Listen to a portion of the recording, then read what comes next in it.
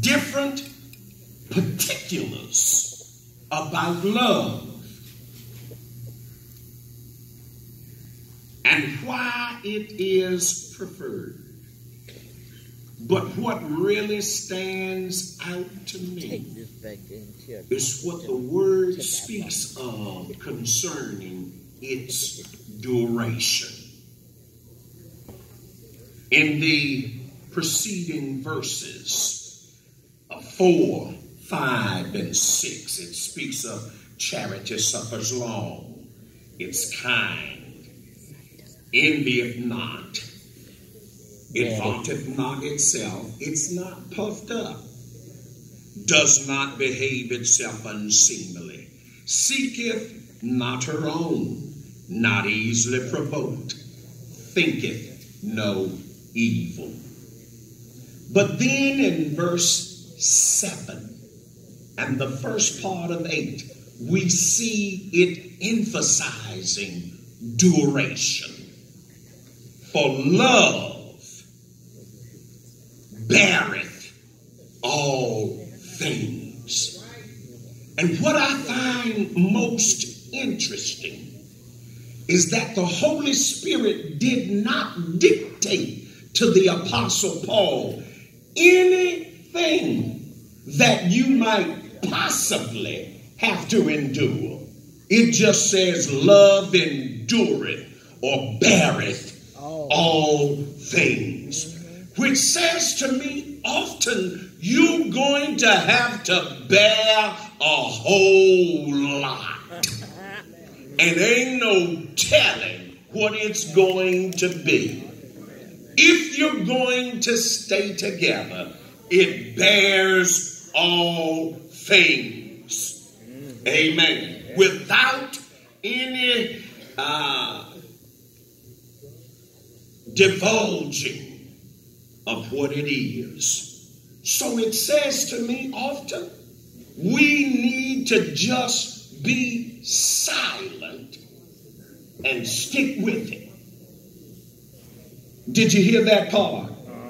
Because we good for all over town telling everybody what you go. It just said beareth all things.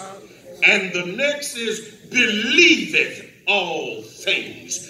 Always looking for the good credit that we see in the other partner. It hopeth all things.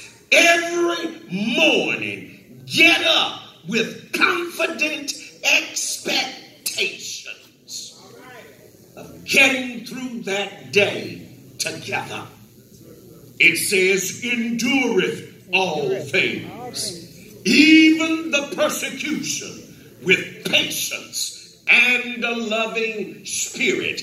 And as we would enter into verse 8, it says, love never fails. Never fails.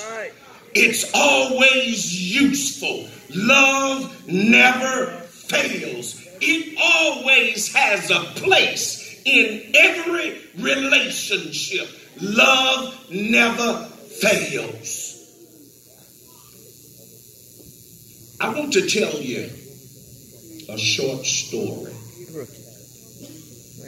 This was back in the 1970s. I just got married, preaching and pastoring at that time. And on my secular job, there was a young lady that came to me and said, Pastor Thompson, can I talk to you? I've met a man. Some years ago, I met somebody. We had a relationship, and I ended up with a daughter who's 4 years old now. And this guy, he's handsome, he's tall, got a physique. Where? No, ma'am. He's intelligent. That was Desi. He's got money.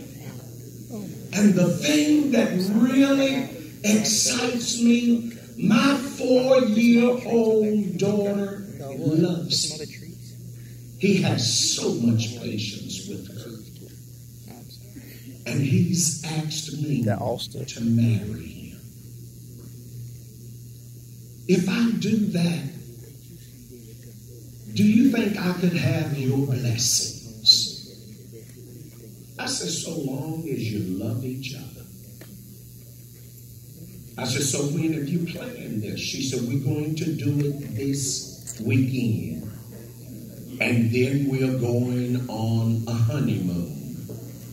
And I'll be going to another ship, so it'll be 2 or 3 weeks before I see you again.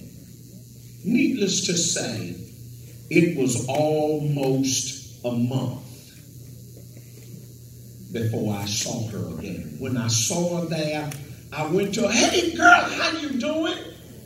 And we greeted each other, and I said, now tell me, how's married life? And she says, we're not together anymore. And after getting my jaw back up in place, I'm like, not together? Yes, we were together only 2 weeks.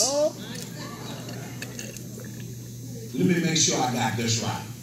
You got married and you went on a honeymoon. Came back and it didn't last but a week after that. What in the world happened? And she said, I just realized I didn't love him. Oh, Lord. She said, so I left. He left. I'm looking at, she only lasted 14 days.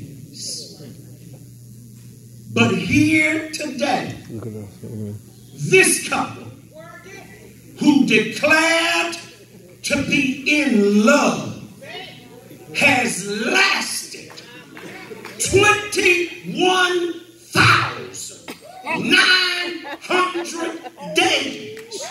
And by April 2019, it will be over 22,000 days. Go ahead. They have been together. There is a duration with love. Yeah. And it is forever.